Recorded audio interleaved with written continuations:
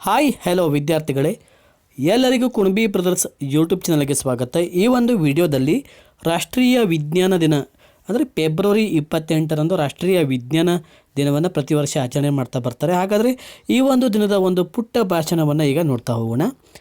ವಿಜ್ಞಾನ ಇಲ್ಲದಿದ್ದರೆ ದೇಶದ ಅವನತಿ, ವಿಜ್ಞಾನದ ಸದ್ಬಳಕೆಯಿಂದ ದೇಶದ ಉನ್ನತಿ, ಶಕ್ತಿಗಿಂತ ಯುಕ್ತಿ ಮುಖ್ಯವೆಂಬ ವೈಜ್ಞಾನಿಕ ಸಿದ್ಧಾಂತವನ್ನು ಅಳವಡಿಸೋಣ ಎಂಬ ನುಡಿಮುತ್ತನ್ನು ಹೇಳುತ್ತಾ ಈ ದಿನದ ಒಂದೆರಡು ಮಾತನಾಡ ಬಯಸುತ್ತೇನೆ. ಗೌರವಾನ್ವಿತ ಮತ್ತು ನನ್ನ ಆತ್ಮೀಯ ಸ್ನೇಹಿತರೆ, ಎಲ್ಲರಿಗೂ ನಮಸ್ಕಾರಗಳೊಂದಿಗೆ ರಾಷ್ಟ್ರೀಯ ವಿಜ್ಞಾನ ದಿನದ ಹಾರ್ದಿಕ ಶುಭಾಶಯಗಳು.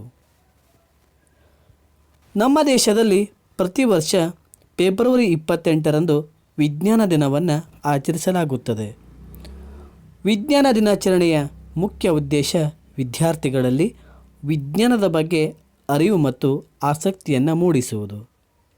ಅದಕ್ಕಾಗಿಯೇ ಇದನ್ನು ವಿಶ್ವ ವಿಜ್ಞಾನ ದಿನ ಎಂದು ಕರೆಯಲಾಗುತ್ತದೆ. ಮತ್ತು ವಿಜ್ಞಾನ ದಿನವು ಶಾಂತಿ ಮತ್ತು ಅಭಿವೃದ್ಧಿಯನ್ನು ಪ್ರತಿನಿಧಿಸುತ್ತದೆ. ಈ ದಿನದಂದು ಪ್ರಪಂಚದಾದ್ಯಂತ ವಿಜ್ಞಾನದ ಕುರಿತು ಅನೇಕ ವಿಚಾರಗೋಷ್ಠಿಗಳು ಮತ್ತು ಕಾರ್ಯಕ್ರಮಗಳನ್ನು ಆಯೋಜಿಸಲಾಗಿದೆ. ಜನರಿಗೆ ವಿಜ್ಞಾನದ ಪ್ರಾಮುಖ್ಯತೆ ಹಾಗೆ ಪ್ರಯೋಜನಗಳನ್ನು ಕಲಿಸಲಾಗುತ್ತದೆ. ವಿಜ್ಞಾನವನ್ನು ಹೇಗೆ ಸದುಪಯೋಗಪಡಿಸಿಕೊಳ್ಳಬೇಕು ಎಂಬ ಜ್ಞಾನವನ್ನು ನೀಡಲಾಗುತ್ತದೆ. ಪ್ರತಿದಿನ ಹೊಸ ಆವಿಷ್ಕಾರಗಳು ಮನುಷ್ಯನಿಗೆ ತನ್ನ ಜೀವನವನ್ನು ಸರಳಗೊಳಿಸುವಂತೆ ಮಾಡಿದೆ.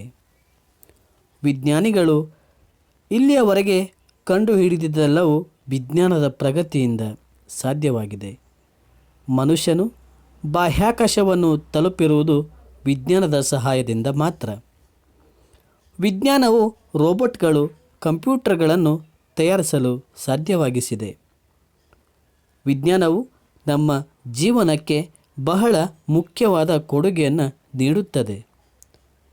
ನಮ್ಮ ದೇಶದಲ್ಲಿ ಅನೇಕ ಮಹಾನ್ ವಿಜ್ಞಾನಿಗಳು ನಿಧನರಾಗಿದ್ದಾರೆ. ಈ ಮಹಾನ್ ವಿಜ್ಞಾನಿಗಳ ಕೊಡುಗೆಯೇ ಇಂದು ವಿಶ್ವದಲ್ಲಿ ಭಾರತವನ್ನು ವಿಶಿಷ್ಟ ಗುರುತಾಗಿ ಮಾಡಿದೆ.